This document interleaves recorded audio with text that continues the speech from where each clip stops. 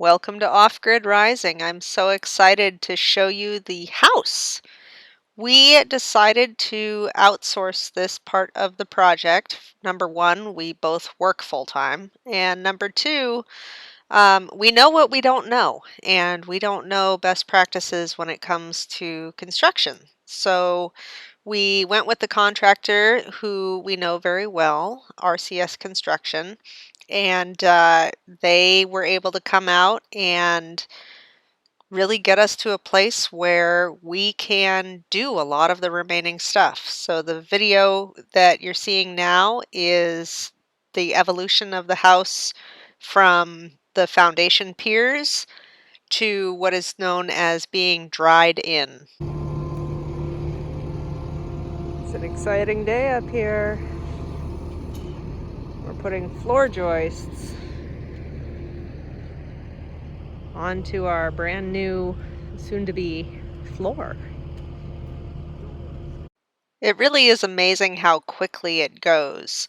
The whole process took about 3 weeks, and we were very fortunate slash unfortunate, if you're from Northern California, that the weather held for us. We did this build in November, and it finished in December.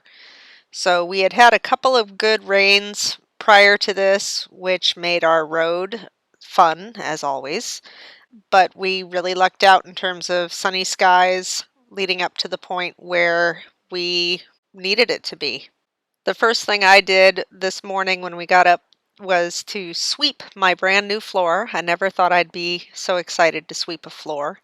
And Clara and I and William hung out on top and underneath, and I'm sure got way in the way, but they were very kind about it. And then once the floor was on, the walls got framed and put in place, and we walked around and made sure everything was exactly where we wanted it. And then it was a matter of physically picking things up and putting them down and making sure that everything was level and plumb and all that good stuff. The front wall was the very last one to go on because it has some huge windows in it, and they wanted to make sure they were adequately reinforced. You can see that front wall has gone up here, and the view is extraordinary. I couldn't be happier. Next up was getting the 44-foot roof trusses up the hill. Always a challenge, and some creativity was called for.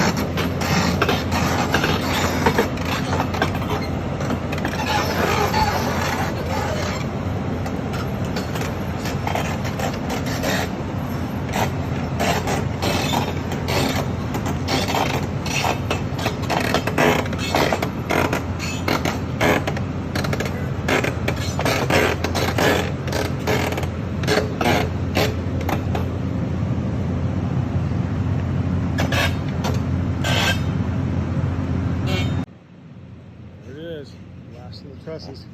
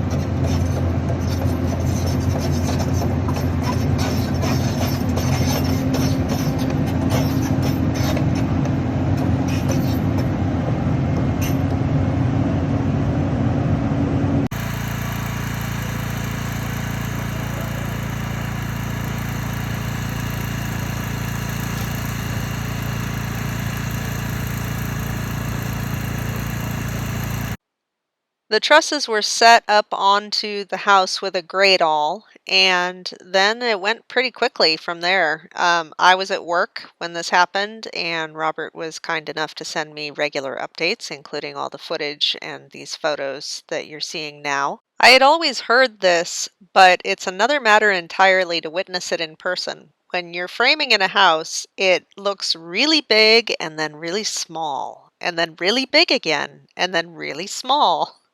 And it's just kind of funny the way that works out. At this point, I was pretty much ready to move in. Sadly, that's not how it works in real life. So I came up pretty much every day after work and just kind of walked around in my new house. Things continued to happen. We started to put roof material on. I can't afford to put the final roof on until I sell my current house. So we put a heavy duty underlayment on, which will go underneath the metal roof that'll go on eventually.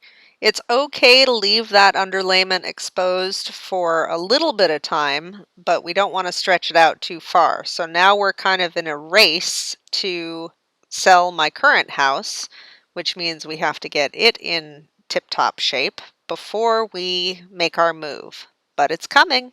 We'll see you next time.